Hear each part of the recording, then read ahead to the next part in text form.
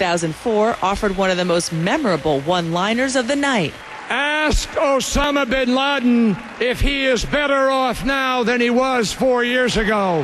And when it comes to the lasting images from this convention, it is this moment. Former Congresswoman Gabby Giffords shot through the head just last year and now walking without a cane on stage to recite the Pledge of Allegiance. Liberty and justice for all.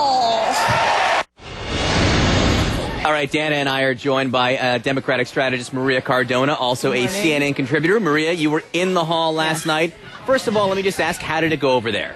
I think it worked beautifully in the hall. I mean, obviously, these are the faithful. But the reaction that you saw from them was they were reacting to a president who they knew wasn't going to be able to, I think, rise to the moment of 2008, and I don't think everybody was expecting him to do that. So what I called was poetic pragmatism, because it gave the faithful what they needed to hear. You could see it in the teary eyes and in all of the reactions. He actually spoke to each of the members of the Democratic coalition. He talked about immigrants. He talked about women. He talked about gays. He talked about labor. I mean, everybody was included in there. But it wasn't the 2004 speech in Boston. This was not the 2008 speech. That's this right. was probably not his top 5, maybe even top 10 speeches. But I think that was actually strategically smart because, again, 2008 was lightning in a bottle, and he was not going to be able to recreate that. What he needed to do last night was reassure.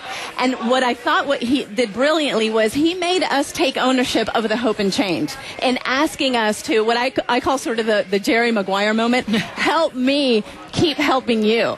And that's exactly what he's asking the country to do as he asked them to reelect him for another 4 years. And Dana, you were surprised, and we both were surprised. There was a lot of foreign policy in there. There really was. You know, it was shocking considering the fact that is so low on the priority list for voters right now. It is the economy, the economy, the economy.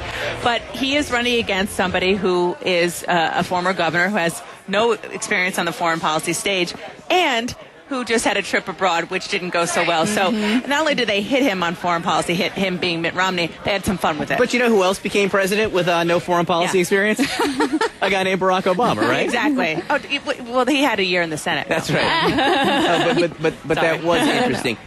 The faded posters, the college students, the young kids who were so much of a key part of 2008, did they see something in this speech that will excite them? I think they did see it, and again, I'll continue to say this, you can't compare to 2008, and I think that's what a lot of people do, especially when you talk about college students, and we saw Paul Ryan clearly take advantage of that. But I think the young voter is a coalition that they're a group of people that they're taking care of in the Get Out the Vote efforts. The way that they're organizing on college campuses, the way that they are now using the faithful in the young voters to reach out to their own colleagues and to their own peers, I think is something that it's incredibly powerful.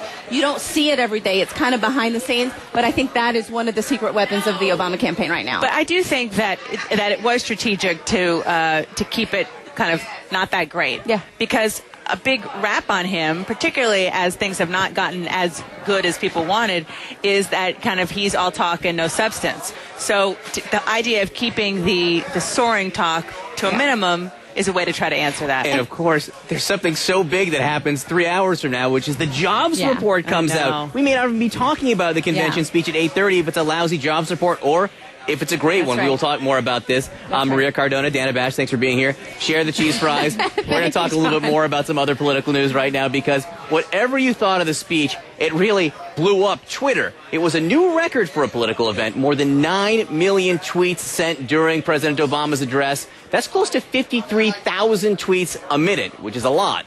By comparison, Mitt Romney topped out with a little more than 14,000 tweets per minute, which actually sounds like a lot to me also. As you might imagine, the Romney camp was quick to react to the president's speech. They didn't like it.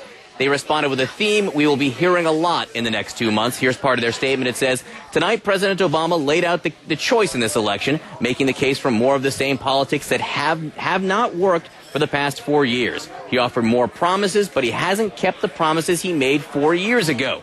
Americans will hold President Obama accountable for his record. They know they're not better off and that it's time to change direction. That from the Romney campaign. Romney's running mate, Congressman Paul Ryan, is in Southern California this morning. Last night, he headlined a $25,000 a couple fundraiser